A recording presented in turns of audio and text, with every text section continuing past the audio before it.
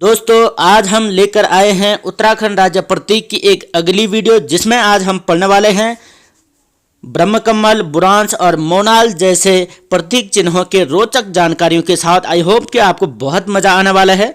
आज की इस वीडियो में हम बहुत इंटरेस्टिंग फैक्ट जानने वाले हैं और उत्तराखंड के आने वाले सभी एग्जाम्स के लिए बहुत महत्वपूर्ण होने वाली है। तो वीडियो को स्किप किए बिना अंत तक देखें और वीडियो अच्छी लगे तो अपने दोस्तों को ज़रूर शेयर करें।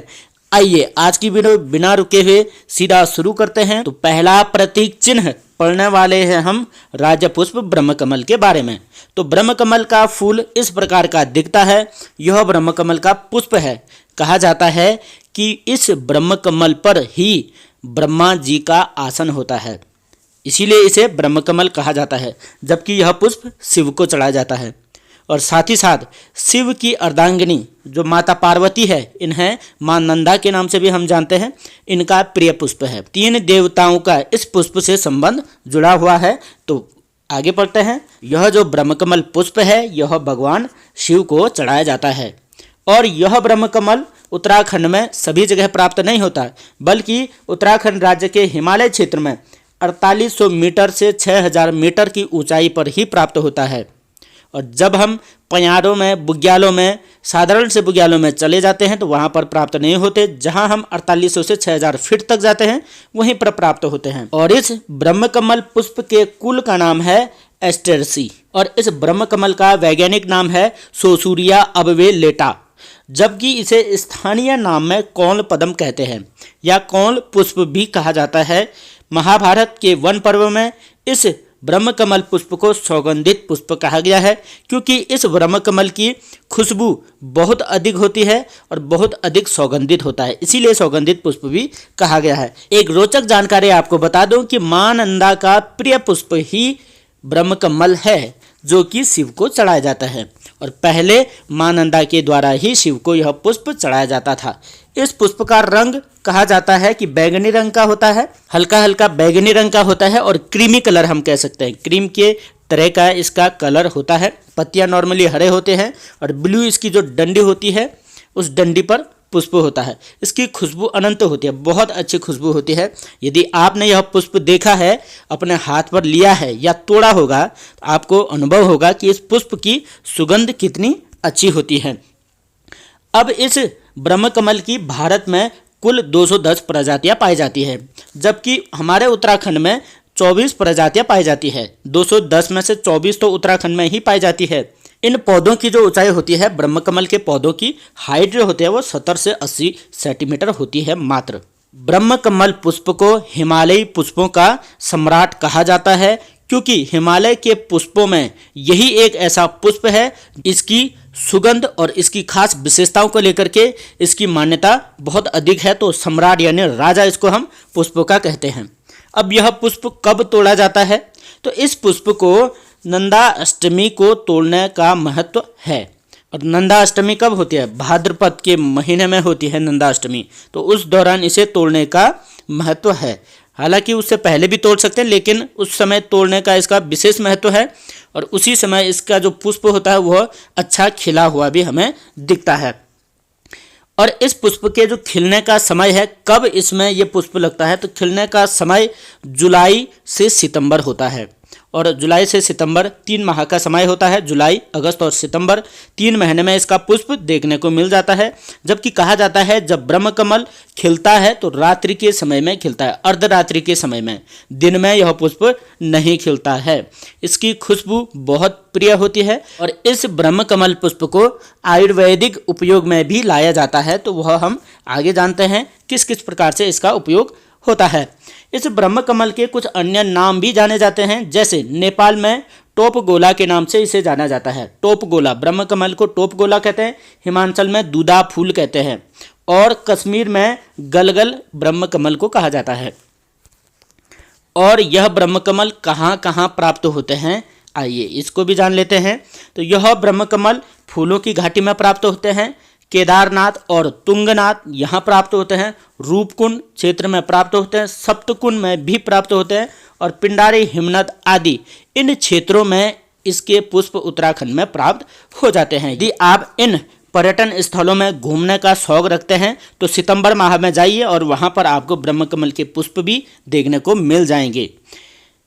ब्रह्मकमल की कुछ अन्य प्रजाति भी होती है, जैसे फैन कमल व कस्तूरा कमल। तो फैन कमल और कस्तूरा कमल भी इसके उत्तराखंड में ही पाए जाते हैं। फैन कमल राज्य में सर्वाधिक ऊंचाई पर मिलने वाला ब्रह्मकमल की एक प्रजाति है। इस ब्रह्मकमल में फैन कमल ही एक ऐसा पुष्प है जो कि सर्वाधिक ऊंचाई पर पाया जाता है। इस फैन कमल का जो वैज्ञानिक नाम है वह है सोसूरिया ग्रामनिफोलिया, जबकि जो मूल ब्रह्मकमल है उसका है सोसूरिया अबवेलेटा। तो दोनों में हमें अंतर समझना है। फैन कमल का वैज्ञानिक नाम दूसरा है और ब्रह्मकमल का वैज्ञानिक नाम दूसरा है, हालांकि दोनों एक ही प्रजाति के हैं। ब्रह्मकमल से संबंधित एक और महत्वपूर्ण रोचक तथ्य है, वह है ब्रह्मकमल के एक पौधे पर वर्ष में मात्र एक ही पुष्प लगता है। जो एक पौधा होगा ब्रह्मकमल का, उस पर मात्र एक ही पुष्प खिलता है। ऐसा नहीं कि अन्य पुष्पों की तरह एक ही पौधे पर अनेक फूल लगेंगे, ऐसा नहीं होता है, मात्र एक पुष्प लगता है। और ब्रह्मकमल पुष्प का लाभ क्या क्या है और किस प्रकार से हम इसका उपयोग कर सकते हैं। तो ब्रह्मकमल पौधे की जड़ों को पीसकर हड्डी उपचार में प्रयोग किया जाता है, यानी इसके कई आयुर्वेदिक लाभ भी होते हैं। जिन्हें हड्डियों में दर्द की समस्या रहती है, वह इसके पौधों की जब जड़ें ला करके यदि पीस करके उसका लेप बना दें, उस लेप को लगाने के बाद हड्डियों में दर्द की जो परेशानी है वह कम हो जाती है। इसके अलावा इसके और भी कई लाभ हैं ब्रह्मकमल के, जैसे शरीर में खून साफ करता है और प्लेग का भी इलाज इससे किया जाता है। सांप के काटने से भी इलाज में उपयोग किया जा सकता है और गठिया दर्द का उपाय ब्रह्मकमल से भी हो सकता है और हृदय विकारों के इलाज भी ब्रह्मकमल से हो सकता है। तो ब्रह्मकमल वास्तव में ही हिमालयी पुष्पों का सम्राट है, क्योंकि इसके आयुर्वेदिक उपयोग भी बहुत अधिक किए जाते हैं। और अंततः एक और इंटरेस्टिंग बात आपको याद रखनी होगी, ब्रह्मकमल ही एक पर्वतीय ऐसा पुष्प है जिसके सूख जाने के बाद भी अत्यधिक सुगंधित रहता है यह पुष्प।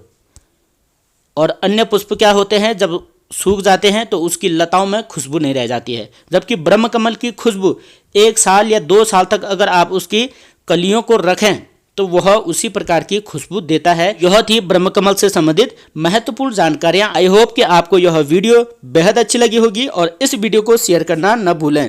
आइए उत्तराखंड के राज्य वृक्ष बुरांश के बारे में भी हम पढ़ते हैं। राज्य वृक्ष बुरांश इस प्रकार का होता है। राज्य वृक्ष बुरांश में ये जो लाल लाल फूल होते हैं, ऐसा लगता है दूर से देखने में कि गुलाब के पुष्प खिले होंगे, लेकिन नज़दीक जाकर यदि हम देखें तो यह एक बहुत बड़ा पेड़ होता है और इस पेड़ पर पुष्प लगे होते हैं। और भारत में इस बुरांश की 87 प्रजातियां पाई जाते हैं। 87 प्रकार के बुरांश पाए जाते हैं और यह बुरांश भी हिमालयी क्षेत्र में पाया जाता है। और बुरांश 1500 से 4000 मीटर की ऊंचाई पर पाए जाते हैं। जहां से ये बुरांश की प्रजाति खत्म हो जाती है, वहां से आगे फिर ब्रह्मकमल पाया जाता है। तो हिमालय की खूबसूरती इन्हीं 2 चीज़ों से है, जबकि यह एक सदाबहार प्रकार का पौधा है, यानी इसकी पत्तियां झड़ती तो हैं, पुराने पत्ते गिरने से पहले इस पर नई पत्तियां आ जाती है। तो सदाबहार प्रकार का ही पौधा है। बुरांश का वैज्ञानिक नाम यानी वानस्पतिक जो नाम है रोडोडेंड्रॉन अर्बोरियम। वैज्ञानिक नाम बहुत महत्वपूर्ण हो जाता है, जब परीक्षाओं में यही चीज़ ज़्यादा पूछी जाती है। तो रोडोडेंड्रॉन अर्बोरियम हमें याद रखना है। इसके कुल का नाम है एरिकेसई। तो एरिकेसई कुल का यह पौधा होता है। अब उत्तराखंड का जो राज्य वृक्ष है, क्योंकि 87 प्रकार की प्रजातियां हैं, तो इनमें से कौन सी प्रजाति राज्य वृक्ष के रूप में माना गया है, तो राज्य वृक्ष के रूप में जो चटक लाल रंग का बुरांश होता है उसी को घोषित किया गया है। इसमें फूल तो वर्ष भर नहीं रहते हैं, तो एक समय होगा जब इसमें फूल खिलते हैं। तो बुरांश में फूल खिलने का समय फरवरी से अप्रैल होते हैं। फरवरी, मार्च, अप्रैल 3 ही महीने इसके भी होते हैं और 3 महीनों के अंदर इसमें फूल खिलते हैं। और इसके अलावा एक बुरांश की और प्रजाति होती है, वह होती है सफ़ेद रंग का बुरांश। अब भाई बुरांश लाल तो होता है, एक गुलाबी कलर का होता है, एक होता है सफ़ेद कलर का। अब सफ़ेद कलर का जो बुरांश होता है वह 11,000 फीट की ऊंचाई पर पाए जाते हैं। यह इन बुरांश से भी कई अधिक ऊंचाई पर पाए जाते हैं। जहां से इस लाल और गुलाबी बुरांश की प्रजाति खत्म हो जाती है, वहां से आगे इस बुरांश की प्रजाति सफ़ेद प्रकार में पाई जाती है। और जहाँ से सफ़ेद प्रकार के बुरांश खत्म हो जाते हैं वहाँ से तो मखमली घास के बुग्याल शुरू हो जाते हैं। अब इस जो सफ़ेद प्रकार का बुरांश है इसका वैज्ञानिक नाम दूसरा है, वह है रोडोडेंड्रॉन काकेसिकस, जबकि इस लाल बुरांश का वैज्ञानिक नाम क्या है, रोडोडेंड्रॉन अर्बोरियम। तो दोनों का वैज्ञानिक नाम भी अलग अलग है लेकिन प्रजाति दोनों की एक ही है। एक स्पेशल नोट है कि भारत में सर्वप्रथम बुरांश के रोडोडेंड्रॉन अर्बोरियम जो प्रजाति थी उसकी खोज श्रीनगर जम्मू में हुई थी। यानी श्रीनगर जम्मू से इस बुरांश के पौधे की खोज की गई थी कि इस प्रकार का भी एक बुरांश का पेड़ होता है।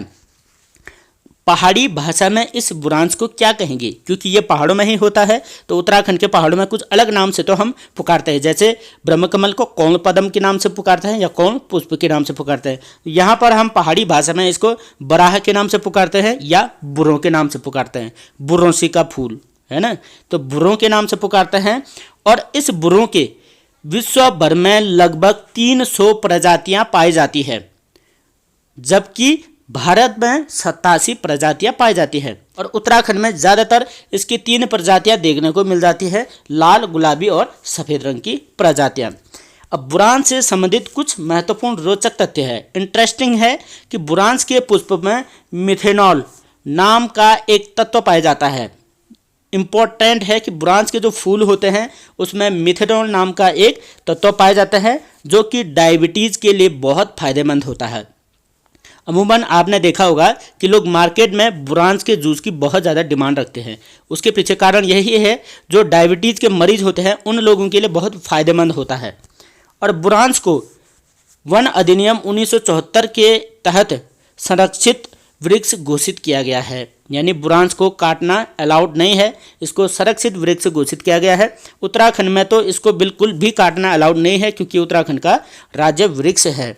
बुरांश से संबंधित कुछ और महत्वपूर्ण जानकारियां हैं कि बुरांश के कुछ अन्य नाम भी हैं, अन्य राज्यों में अन्य नाम से भी जाना जाता है। जैसे हिमाचल प्रदेश में गुलाबी बुरांशों के नाम से जाना जाता है और हिमाचल प्रदेश का राज्य वृक्ष भी बुरांशी है। जैसे उत्तराखंड का राज्य वृक्ष है, हिमाचल प्रदेश का भी बुरांशी है।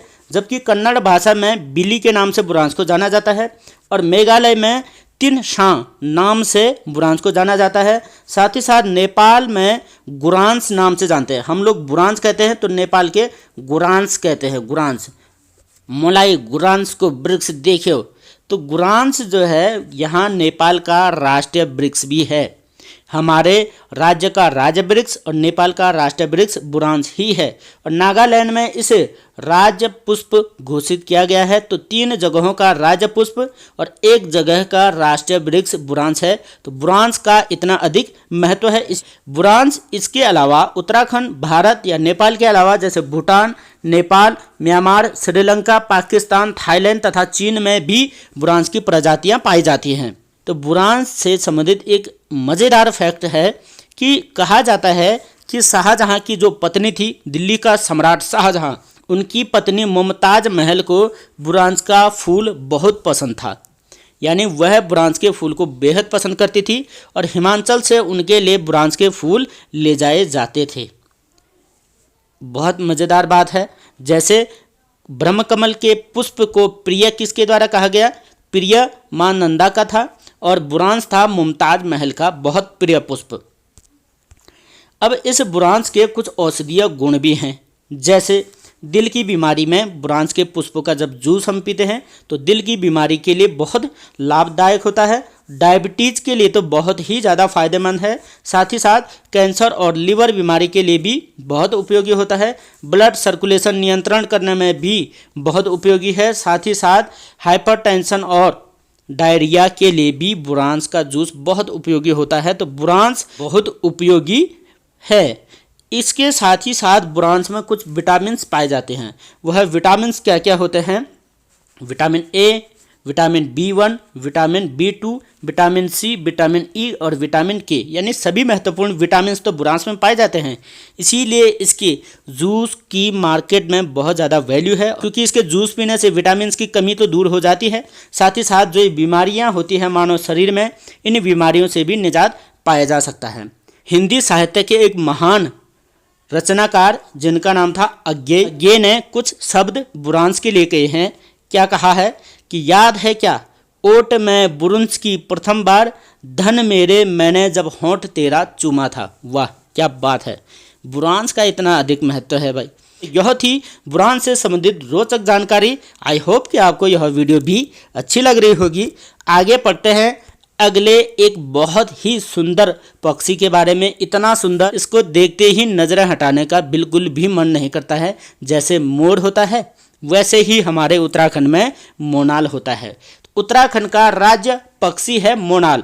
मोनाल को हिमालय का मयूर कहा जाता है क्योंकि भारत में मोर भी पाए जाते हैं, मयूर। और उसी प्रकार मयूर के जैसे ही विभिन्न रंगों से सजे हुए इसके पंख मोनाल के होते हैं। और मोनाल की जो प्रजाति होती है वह समुद्र तल से 2500 से 5000 मीटर की ऊंचाई पर पाए जाते हैं। यानी इसको देखने के लिए हमें पहाड़ों में ही आना होगा। शहरों में इसके दर्शन दुर्लभ हैं, वहाँ पर प्राप्त नहीं होता है। और इस राज्य पक्षी मोनाल का वैज्ञानिक नाम है लोफोफोरस इम्पीजेनस। और लोफोफोरस इम्पीजेनस ही उत्तराखंड का राज्य पक्षी है। और इसके परिवार का नाम है फेजेंट। तो फेजेंट परिवार का यह पक्षी, जिसे हम स्थानीय रूप से मन्याल या मुनाल कहते हैं। तो मुन्याल जो है उत्तराखंड का राज्य पक्षी है। ये बहुत ही ज़्यादा सुंदर होता है। और मोनाल की उत्तराखंड में 4 प्रकार की प्रजातियां पाए जाते हैं। पहला है ल्यूफोरस पेंस, दूसरा है इपेलेस, और तीसरा है स्टेलेटरी, और चौथा है ल्यूडी। तो 4 प्रकार की प्रजातियां उत्तराखंड में मोनाल की पाई जाती हैं। वन्यजीव संरक्षण बोर्ड ने पहली बार 2008 में जब इन मोनालों की गणना की थी तब उत्तराखंड में 919 मोनाल ही पाए गए थे, जबकि वर्तमान में इनकी संख्या और घटती जा रही है। प्रकृति को प्रदूषित करने का कुप्रभाव देखा जा रहा है और लोग इनका अवैध शिकार भी कर देते हैं। ये मोनाल 2 प्रकार के होते हैं और इनमें एक नर होता है और दूसरा मादा। उनमें जो सुंदर होता है वह होता है डफिया, जिसे हम नर कहते हैं, और इसी को राज्य पक्षी के रूप में भी घोषित किया गया है। जबकि जो मादा होती है, मादा को मोनाल ही कहा जाता है। और इन मोनालों का प्रिय भोजन आलू होता है, और आलू भी पहाड़ों में ही मिलता है और मोनाल भी पहाड़ों में ही मिलता है। ऐसा नहीं कि ये केवल आलू ही खाते हैं, लेकिन इसके साथ साथ आलू के साथ ये कीड़े मकोड़े आदि कीट पतंग भी खा लेते हैं, पर इनका प्रिय भोजन आलू है। अब भविष्य के हिसाब से आलू के चिप्स भी ये खा सकते हैं। इन्हें देखने के लिए भी पहाड़ों में ही आना होगा। अब ये जो मोनाल है इतना सुंदर पक्षी है, तो इस मोनाल को नेपाल ने अपना राष्ट्रीय पक्षी भी घोषित किया है। तो नेपाल ने हमारे उत्तराखंड के राज्य वृक्ष बुरांस को भी अपने देश का राष्ट्रीय वृक्ष घोषित किया है। ये थे हमारे मोनाल यानी डफिया और मोनाल जो मादा होती है उससे संबंधित विशेष जानकारियाँ। इससे संबंधित कुछ और जानकारियाँ हैं। इस मोनाल के कुछ अन्य नाम भी है। देखो कितना सुंदर लग रहा है, देखने का बहुत मन हो रहा है। इस फोटो में ही इतना सुंदर लग रहा है, काश कि सामने दिख जाए तो कितना सुंदर दिखेगा। इसके कुछ अन्य नाम हैं। कश्मीर में इसे सुनाल कहते हैं, सुनाल का मतलब सुंदरता से है। और हिमाचल में इसे नीले गुरु के नाम से जाना जाता है, जबकि सिक्किम में चामदोंग के नाम से जानते हैं, और भूटान में बुप के नाम से, और नेपाल में डगन के नाम से जानते हैं। और उन्होंने इसी डगन को ही अपने देश का राष्ट्रीय पक्षी घोषित किया हुआ है।